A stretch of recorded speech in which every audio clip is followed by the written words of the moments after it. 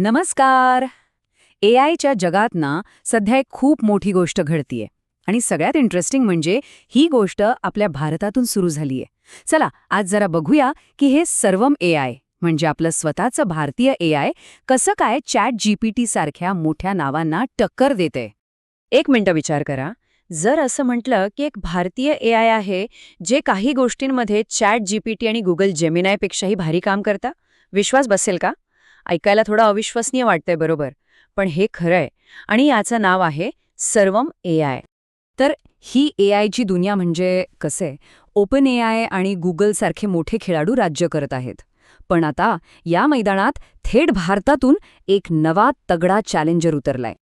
बघा, एआयच्या या रिंगमध्ये एका कोपऱ्यात आहे ओपन एआयचं ChatGPT, दुसऱ्या कोपऱ्यात आहे गुगलचा जेमिनाय. आणि आता या दोघांना आव्हान द्यायला भारतातून एक नवा प्लेयर एंट्री करतोय. मग कोण आहे हा नवा चॅलेंजर? चला नीट ओळख करून घेऊया सर्वम एआयची. तर हे सर्वम एआय आहे तरी काय? हे एक भारतीय स्टार्टअप आहे. फार जुनं नाही, 2023 मध्येच बंगळुरूत सुरू झालंय. पण ही फक्त एक कंपनी नाहीये, हे एक मिशन आहे. आणि त्यांचं ध्येय अगदी स्पष्ट आणि खूप पॉवरफुल आहे. भारतासाठी, भारतात बनवलेला एआय. आता एक गोष्ट लक्षात घ्या, सर्वम एआय म्हणजे फक्त ChatGPT सारखा एक चॅटबॉट नाही, अजिबात नाही. ही एक पूर्ण एआय इकोसिस्टम आहे. म्हणजे काय? तर यात लँग्वेज मॉडेल्स आहेत, व्हॉइस एआय आहे, व्हिजन एआय आहे, ट्रान्सलेशन सिस्टम, सगळं काही एकाच ठिकाणी. हा फक्त एक टूल नाहीये, हा एक पूर्ण प्लॅटफॉर्म आहे. ओके, तर मग ह्यात असं काय खास आहे? काय गोष्टी आहेत ज्या सर्वम एआयला इतरांपेक्षा वेगळं आणि इतकं पॉवरफुल बनवतात? चला बघूया. सर्वात पहिली आणि सगळ्यात मोठी गोष्ट, भारतीय भाषा. सर्वम एआयची खरी ताकद हीच आहे. हे मॉडेल फक्त मराठी, हिंदी नाही तर तब्बल 22 पेक्षा जास्त भारतीय भाषा सपोर्ट करतं. आणि गंमत ऐका, काही बाबतीत भारतीय भाषा समजण्यामध्ये याची ॲक्युरेसी म्हणजे अचूकता मोठ्या ग्लोबल मॉडेल्सपेक्षाही जास्त आहे. कमाल आहे ना? बरं, पॉवरच्या बाबतीत बोलायचं झालं तर सर्वमने 2 जबरदस्त मॉडेल्स बनवली आहेत. हे जे आकडे दिसतायत ना, याचा सोपा अर्थ असा की ही मॉडेल्स प्रचंड डेटा हँडल करू शकतात. म्हणजे ही फक्त मोठी नाहीत, तर खूप कॉम्प्लेक्स लॉजिक पण लावू शकतात आणि मोठं संभाषण लक्षात ठेवू शकतात.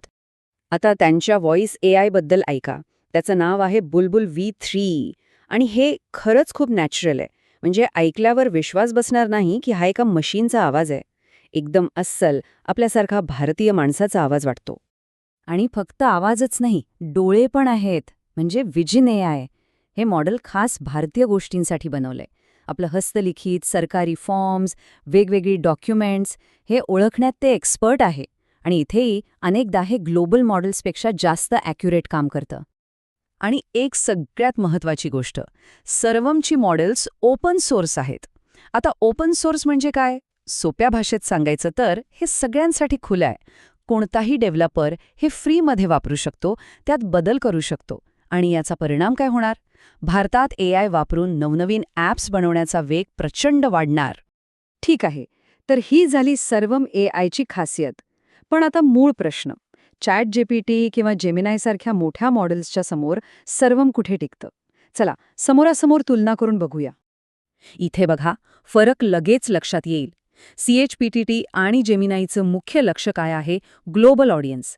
त्यातही इंग्रजीवर जास्त जोर. या उलट सर्वम एआयचं लक्ष पूर्णपणे भारतावर, भारतीय भाषांवर आणि आपल्या गरजांवर आहे. आणि म्हणूनच आपल्याकडच्या काही विशिष्ट कामांसाठी ते जास्त चांगलं, स्वस्थ आणि वेगवान ठरतं. म्हणजे एका ओळीत सांगायचं तर ग्लोबल एआयचं लक्ष आहे जगावर आणि सर्वम एआयचं लक्ष आहे भारतावर. आणि खरं सांगायचं तर हाच फोकस सर्वमची सगळ्यात मोठी ताकद आहे. पण थांबा, गोष्ट इथेच संपत नाहीये. ह्यात एक खूप मोठा आणि महत्त्वाचा अँगल आहे, जो सर्वमच्या मिशनला एका वेगळ्याच लेव्हलवर नेतो. सर्वम फक्त एक एआय टूल नाही बनवत आहे, ते एक खूप मोठी गोष्ट बनवत आहे, ज्याला म्हणतात सार्वभौम एआय किंवा सॉव्हरेन एआय. आता याचा अर्थ काय? याचा अर्थ असा एआय जो आपल्या देशाच्या डेटावर तयार झालाय, आपल्या देशाच्या सर्व्हरवर चालतो आणि आपल्याच टेक्नॉलॉजीनी बनलाय. सगळ्यात महत्त्वाचं म्हणजे आपला डेटा आपल्याच देशात सुरक्षित राहतो आणि परदेशी कंपन्यांवरची आपली निर्भरता कमी होते.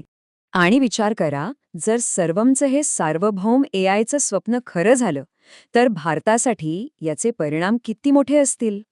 जर हे यशस्वी झालं तर काय होऊ शकतं? 1. भारत एक मोठी AI सुपर पॉवर बनू शकतो. 2. आपल्या इथेच लाखो नोकऱ्या आणि स्टार्टअप्स तयार होतील. आणि 3. देशाच्या प्रत्येक भागात इनोव्हेशनची म्हणजे नवनिर्मितीची एक लाट येईल. ह्या सगळ्यावरून एक गोष्ट शिकायला मिळते. AIचं भविष्य हे एकच मॉडेल सगळ्या जगासाठी असं नसणार आहे. ते असणार आहे लोकल प्लस कस्टमाइज्ड, म्हणजे प्रत्येक देशाचं, प्रत्येक समाजाचं स्वतःचं असं AI असेल. आणि या नव्या AIच्या युगात भारताने एक दमदार पाऊल टाकलं आहे. तर मग मूळ प्रश्नावर येऊया. सर्व AI जिंकणार का? या मोठ्या स्पर्धेत टिकणार का? बघा, याचं उत्तर तर येणारा काळच देईल. पण एक गोष्ट मात्र नक्की आहे. भारताने AIच्या भविष्याचं स्टिअरिंग व्हील आता आपल्या हातात घेतले. आणि हा प्रवास कुठे जाऊन पोहोचतो हे पाहणं खरंच खूप इंटरेस्टिंग ठरणार आहे.